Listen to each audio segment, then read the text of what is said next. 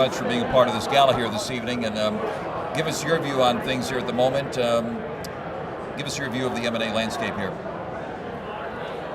You know, I think that the first half of 2007 was a good, robust quarter, and I think certainly continued the rebound that began in 2010.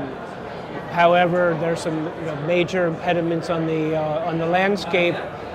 Obviously, sovereign debt and the budget crisis in the U.S.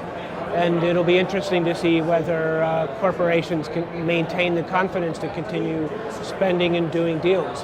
What do you see as the biggest challenge right now for M&A and finance deals? I think it's just uncertainty on the outlook. Financing seems to be readily available. There's an enormous amount of cash on corporate balance sheets, so they have the wherewithal to do the deals. They just need to have the conviction to go ahead with them. And so far, deals are being done, and you wouldn't know that the U.S. is about to potentially defaulting on their debt, but we'll see what happens. Gordon, give us your view of how financial regulations coming together still and its impact on deals. It may be, I think it's forcing companies to get bigger. The critical mass becomes really important in an environment like this. So it is, I think companies are getting bigger, and given the, Dodd-Frank creating some uncertainty as the law gets written, I think companies are doing deals to get out ahead of that.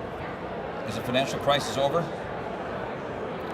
I think the can has been kicked down the road, but there still is a lot of debt that's been rolled over, will come due, and I hope that we have enough runway with getting through these issues out in the macro environment that it doesn't spark a illiquidity or a tightening debt market and higher interest rates, because that would certainly put a new wrinkle into everything.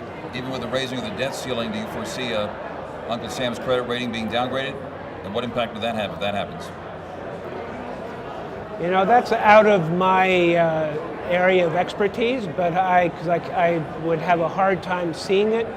But one never knows. These are unprecedented times. Although I've been around long enough to have seen other crises like Asia in '98 and the Latin American debt crisis in the '80s, and somehow we got through. There's a tremendous resilience on the part of capitalism, and it seems to contend with issues and then move on. What are your impressions of the young people who are being honored here tonight? Well, as a judge, I was in the unenviable position of having to rate them, and it was a very humbling experience, because as many of these professionals have accomplished in the first half of their careers what most people would be happy to accomplish their entire career.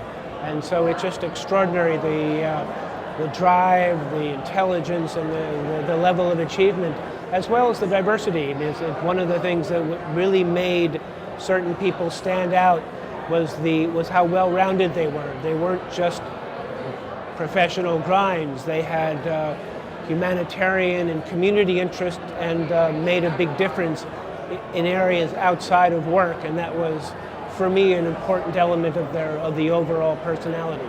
Gordon, thank you very much for sharing your impressions with us. Appreciate it very much. Thank you for having me.